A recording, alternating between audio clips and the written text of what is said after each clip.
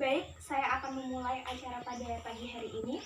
Sebelumnya, Assalamualaikum warahmatullahi wabarakatuh. Waalaikumsalam warahmatullahi wabarakatuh. Perkenalkan, nama saya Nila Oktavia Dia Rahmawati. Saya mahasiswa dari Universitas Muhammadiyah Kudus, Fakultas Kesehatan dengan prodi S1 Keperawatan. Di sini, saya akan melakukan penyuluhan tentang pencegahan virus corona. Apa ada yang tahu apa itu virus corona? Baik, Mbak siapa?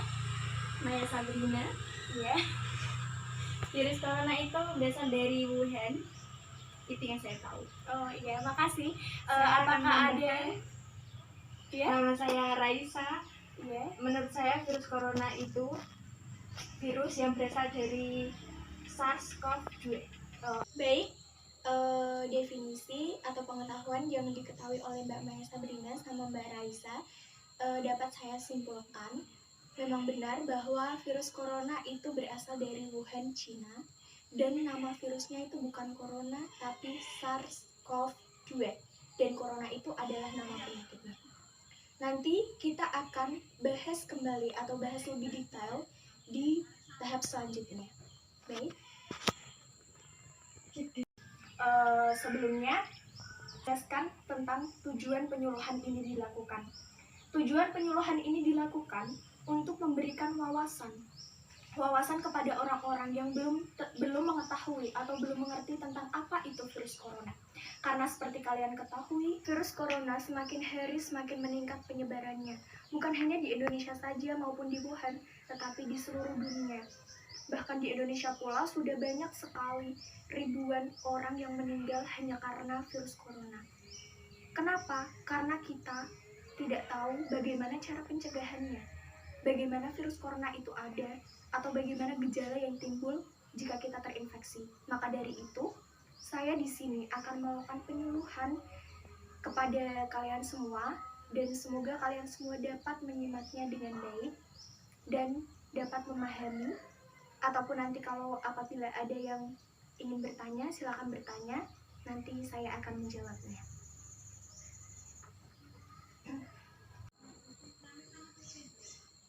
Baik, saya akan mulai memberikan penjelasan tentang virus corona. Yang pertama yaitu tentang pengertian. Corona atau COVID-19 adalah penyakit yang disebabkan oleh virus SARS-CoV-2. Seperti apa yang tadi Mbak Raisa bilang ya. Dan virus ini benar berasal dari Wuhan, Cina. Lebih tepatnya virus ini disebarkan pertama kali oleh hewan. Hewannya itu contohnya seperti ada kelelawar, burung, koala, dan masih banyak sekali. Virus ini juga semakin terkenal pada akhir tahun 2019, sekitar bulan November akhir atau Desember awal. Sangat pesat sekali virus ini menyebar. Bukan hanya daerah, dunia pun digemparkan oleh virus ini, termasuk Indonesia. Banyak sekali menelan korban, bahkan ribuan, dan sampai sekarang belum diketahui obatnya. Jadi kita harus mengetahui betul bagaimana virus corona ini menyebar. Yang kedua yaitu penyebab. Penyebab virus corona ini menyebar dengan pesat. Penyebab virus corona ini menular dari manusia ke manusia. Yang pertama yaitu karena kontak langsung. Seperti kita ketahui bahwa virus ini tidak menular lewat udara, tapi jatuh pada permukaan. Contohnya, apabila kita bertemu dengan seseorang itu terinfeksi COVID-19. Kita berbicara, dan mohon maaf, pastikan ludahnya ada beberapa yang terjatuh pada berbicara kan. Nah, itu bisa sebagai perantara virus ini menyerang manusia. Bahkan jika kita bersentuhan, seperti kita bersalaman atau cipika-cipiki kalau zaman sekarang, zaman modern, Kalau kita melakukan hal tersebut dengan orang yang terkena COVID-19, otomatis kita juga akan terkena virus tersebut. Dan yang kedua yaitu tidak menjaga kebersihan. Maksudnya apa sih Kak tidak menjaga kebersihan? Contohnya saat kita keluar rumah bermain dengan teman, atau habis menyentuh apapun itu, sampai rumah kita tidak cuci tangan, kita langsung makan karena saking laparnya mungkin, atau karena kita mengantuk, kita tidak mengganti baju kita, bahkan kita tidak mandi dan langsung tidur. Itu akan menyebabkan virus tersebut bersarang pada tubuh kita. Karena apa? Karena kita tidak membersihkan tubuh kita terlebih dahulu. Yang ketiga yaitu jarang berolahraga. Kita semua pasti tahu bahwa olahraga itu membosankan. Kalian juga pasti berpikir, Kak, aku males olahraga, mending di rumah main HP, rebahan enak sambil makan cemilan atau apapun itu, atau main sama teman-teman daripada olahraga. Capek Kak, males Kak, nanti keringetan Kak, bau gitu. Padahal sisi baiknya kalau kita berolahraga, kita dapat meningkatkan imun kita. Karena apa? Jika imun kita tinggi, kita akan lebih sulit untuk dimasuki berbagai penyakit itu, termasuk COVID-19. Karena pada dasarnya penyakit corona atau virus SARS-CoV-2 itu akan lebih menyerang ke orang yang imunnya rendah. Bisa dipahami? Bisa. Oke, selanjutnya yaitu makan tidak sehat. Seperti kita ketahui, fast food sekarang banyak sekali ya. Apalagi hal-hal yang seperti itu pasti lebih enak daripada yang makanan yang sehat, makanan yang seimbang. Contohnya kalau kita makan di pinggir jalan, kita kan nggak tahu ya pedagangnya itu bersih atau enggak, higienis atau tidak. Apalagi kalau sudah berhubungan dengan saus, kita ketahui kan saus ada beberapa yang mohon maaf menyalahgunakan kan, itu bisa membuat atau merusak organ tubuh kita. Iya, betul sekali. Jadi dengan kita makan yang tidak sehat, itu kita akan rentan sekali untuk sakit. Kalau kita sakit, udah pasti virusnya masuk dengan mudah kan. Jadi kita harus makan makanan yang sehat. Makan makanan yang sehat itu seperti apa sih Kak? Oke, makan makanan yang sehat ya seperti makan sayuran, buah-buahan tiap pagi. Terus kita harus tetap makan dengan teratur 3 kali sehari. Harus ada karbohidratnya, protein, dan yang paling penting sekali adalah vitamin C. Vitamin C itu bisa meningkatkan imun kita, sehingga kita mungkin bukan berarti kita akan tidak terhindar dengan COVID ya, lebih ke kita sedikit aman dari kata COVID-19. Oke, bisa dipahami? Bisa. Oke, selanjutnya kita akan membahas tentang gejala. Di sini ada 3 gejala yang paling utama, dan gejala ini paling banyak orang ketahui. Yang pertama yaitu batuk, yang kedua demam, dan yang ketiga sesak napas. Kak, teman saya batuk Kak, kemarin habis makan es. Jangan-jangan itu kena virus. Kak, teman saya kemarin kan habis renang sama saya, pulang-pulang bilang ke saya kok katanya badannya panas. Berarti mereka kena COVID dong. Benar, batuk, demam merupakan salah satu gejala dari COVID-19.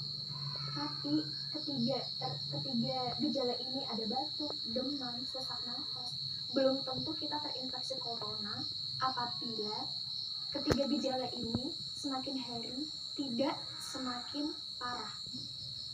Bisa saja yang pertama batuk, kita makan es. Kita tahu kan kalau kita makan es atau gorengan itu kan menyebabkan tenggorokan kita sakit, bukan kering ya, mungkin lebih ke sakit, dan itu bisa menimbulkan batuk.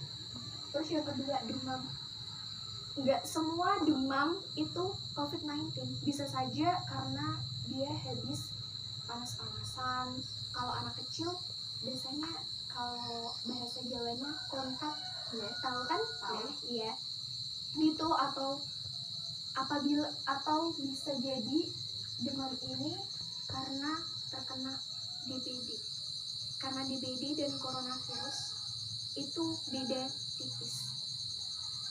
Jadi, bagaimana orang tersebut dikatakan terinfeksi coronavirus?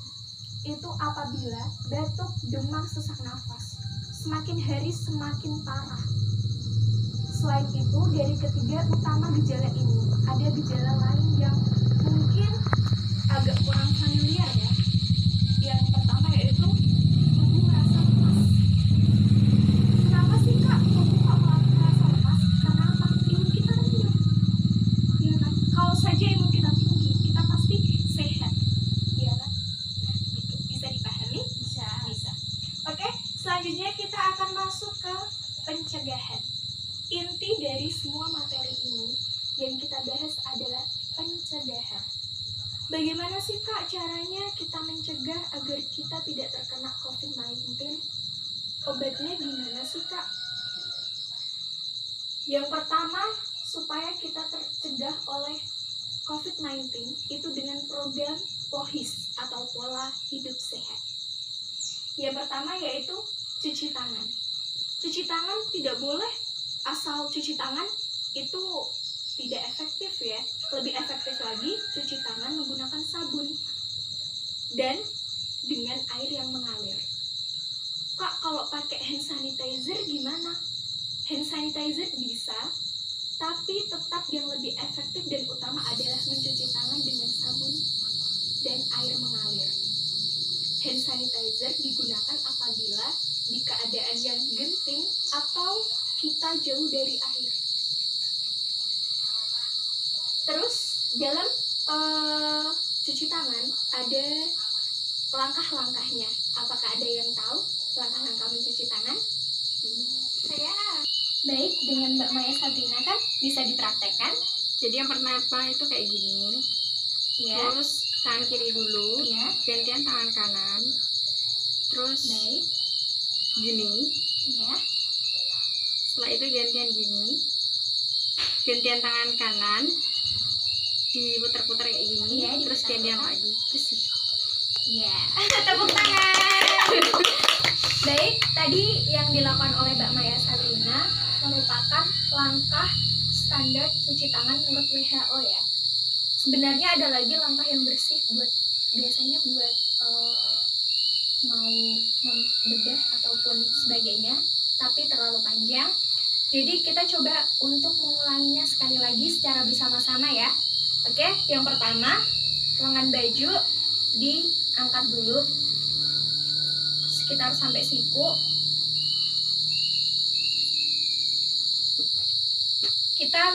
Kita melakukan kayak imajinasi kita ya, menghidupkan keran. Lalu kita membasuh tangan dulu.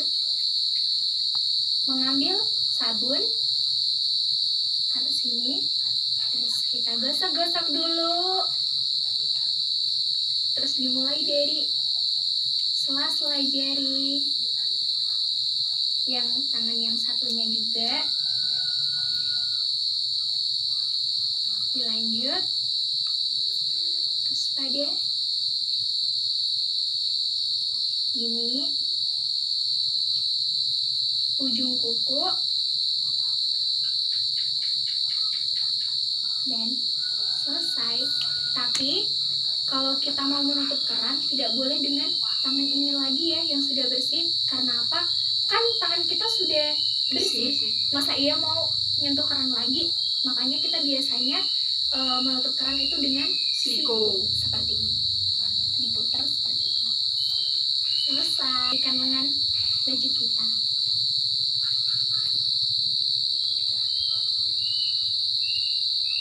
Bagaimana? Sudah paham? Sudah. Oke. Setelah cuci tangan, ada pencegahan lainnya. Yang kedua yaitu memakai masker, terutama bagi orang yang sedang batuk dan pilek. Seperti kita ketahui, apabila kita sedang mengalami batuk atau flu, kita kan jadi lebih rentan terkena penyakit kan ya. Jadi sebaiknya kita harus memakai masker. Walaupun sebenarnya pada virus corona, masker itu tidak terlalu membantu. Yang lebih membantu yaitu yang pertama tadi, mencuci tangan. Itu harus kita selalu lakukan setelah kita memegang, menyentuh, atau melakukan apapun. Sebelum, sesudah, kita harus selalu mencuci tangan kita agar tetap steril.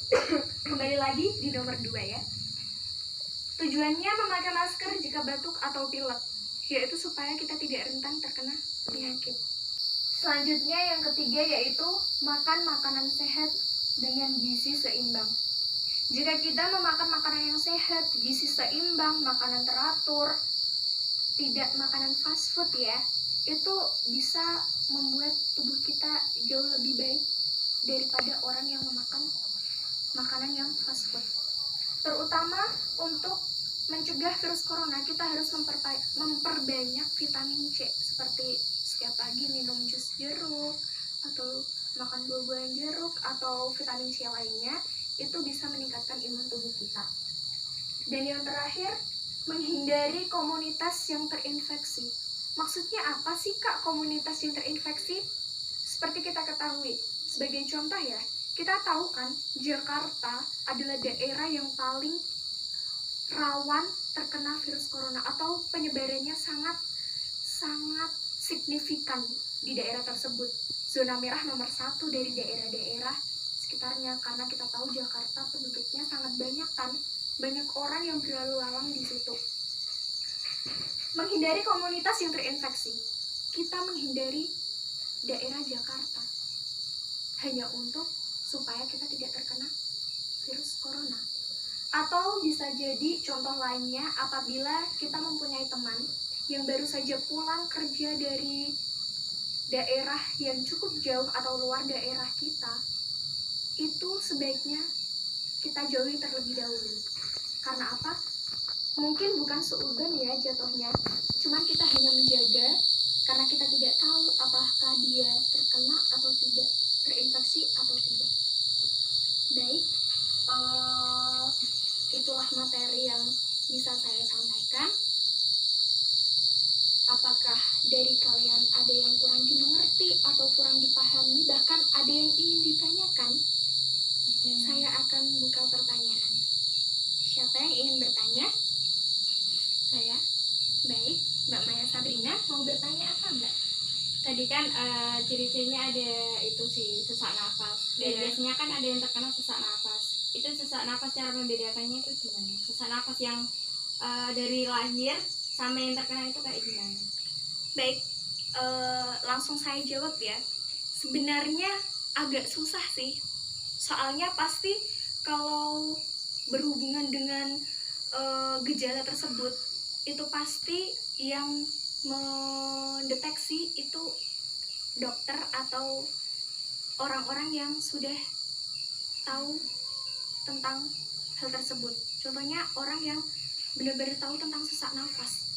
Menurut pengetahuan saya, sesak nafas menurut saya itu sulit untuk dibedakan. Kita nggak tahu kan, ada orang-orang yang terkena ISPA, kalian tahu kan, atau asma.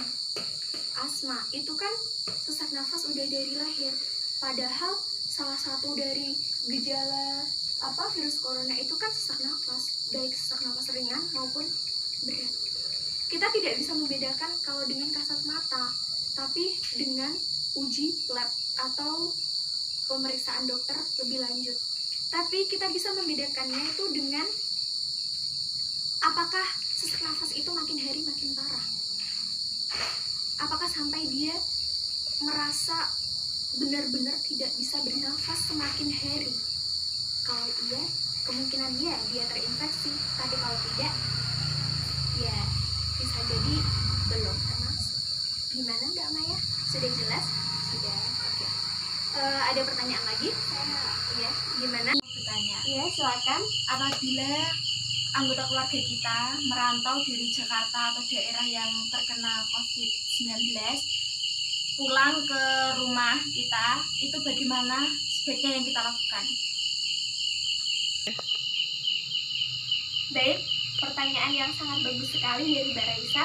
Saya akan langsung menjawab pertanyaan dari Mbak Raisa ya. Apa yang kita lakukan? Saya ulang kembali kan pertanyaannya. Apa yang kita lakukan apabila ada keluarga kita yang pulang dari perantauan, ya kan? Perantauan, pulang ke rumah, dan perantauannya itu tercemar oleh COVID-19. Apa yang harus kita lakukan? Baik, yang pertama kali yang harus kita lakukan adalah melaporkan ke pihak yang berwenang, supaya nanti bisa dipantau oleh pihak yang sana dan melakukan tes kesehatan ke puskesmas atau rumah sakit. Dan yang kedua, lakukan atau beri saran atau beri masukan kepada orang tersebut untuk mengisolasi diri di rumah terlebih dahulu. Tidak boleh kontak langsung dengan kita. Jadi harus isolasi selama 14 hari sendiri di rumah. Apabila satu rumah, bisa ya masukkan di kamar yang satu, terus kamu atau siapapun di kamar yang lain, tanpa boleh kontak langsung untuk sementara sambil menunggu tindakan lanjut dari pihak yang berwenang. Jadi hal tersebut dilakukan supaya kita bisa tahu apakah orang tersebut terinfeksi atau tidak. Makanya disuruh untuk mengisolasi minimal 14 hari, tidak boleh keluar. Sudah paham Mbak Raisa? Paham. Oke. Setelah melakukan penyuluhan ini, saya berharap kalian semua paham betul dengan materi yang saya sampaikan. Jadi kesimpulan dari materi dari awal sampai akhir ini adalah kita harus terus menjaga kebersihan. Itu sangat penting. Dengan cara kita harus cuci tangan sebelum atau sesudah menyentuh apapun itu, kita harus selalu cuci tangan. Yang kedua, olahraga itu penting. Untuk apa? Untuk meningkatkan imun tubuh. Ya. Selain itu, kita harus menunjang lagi dengan makanan. Makanan harus yang sehat biar kita terhindar dari penyakit. Usahakan vitamin C. Itu bagus sekali untuk tubuh, apalagi untuk peningkatan imun. Selanjutnya yaitu hindari kontak langsung. Untuk sementara jangan keluar dulu, berdiam diri di rumah lebih baik. Jangan melanggar aturan dari pemerintah sambil menunggu info lanjut dari pihak yang berwenang. Karena saya telah menjelaskan dari awal sampai akhir, kalian juga sudah bertanya. Sekarang gantian saya yang bertanya ya. Apakah kalian menyimak dengan baik atau kalian sudah sangat paham betul dengan materi? Saya akan bertanya, apakah di sini ada yang masih ingat apa sih pengertian dari virus corona itu? Iya, silakan Mbak Raisa. Virus corona itu adalah virus yang disebabkan oleh virus SARS-CoV-2 yang berasal dari Wuhan, Cina, Iya. yang bisa perantaranya itu melalui hewan. Oke. Jawaban yang sangat bagus sekali. Tepuk tangan dulu dong. Oke. Ada 2 pertanyaan lagi. Yang kedua, ada yang bisa menjelaskan apa saja sih cara pencegahan agar kita terhindar dari virus corona? Saya, Iya. caranya itu Silakan. yang pertama yang saya ketahui, mencuci tangan, Iya. hindari kerumunan, berolahraga, makan makanan yang sehat dan teratur. Ya, betul sekali, jawaban yang bagus. Yang terakhir, siapapun boleh menjawab ya. Iya. Atau ada yang mau menambahkan, silahkan. Yang terakhir, gimana sih kita bisa tahu orang itu terinfeksi virus corona atau tidak? Gejalanya yang timbul yang kita ketahui apa sih? Saya.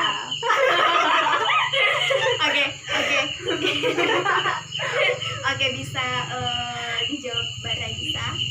Nanti bisa ditambahkan apabila ada yang kurang. Salah satu gejala yang dialami oleh COVID-19 itu ada 3 yang saya ketahui: demam, terus batuk, terus sesak napas. Itu tuh kalau bedanya batuk biasa sama COVID-19 itu bisa dibedakan kalau setiap harinya itu batuknya itu semakin memburuk. Seperti itu yang saya ketahui. Berarti kalau batuknya semakin memburuk bisa dikatakan dia terinfeksi. Tapi bukan batuk saja ya, Iya. batuk, Demam, dan sesak sesak napas. napas. Bila semakin hari semakin memburuk, maka kemungkinan dia terinfeksi COVID. Gimana Mbak Maya bisa menambahkan atau Saya setuju. Oh, terima kasih. Ya. Jawaban kalian sangat bagus sekali. Setelah saya evaluasi dari awal acara sampai akhir, alhamdulillah kalian memahami betul dengan apa yang saya sampaikan.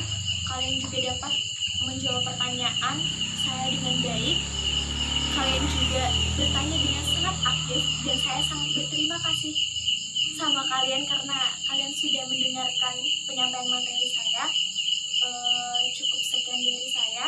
Apabila ada salah kata maupun tingkah laku yang kurang berkenan di hati kalian, saya mohon maaf yang sebesar-besarnya. Tetap jaga kesehatan, semoga kita selalu dalam lindungannya. Amin, amin, amin, ya rabbal alamin. Wassalamualaikum warahmatullahi wabarakatuh. Waalaikumsalam warahmatullahi wabarakatuh.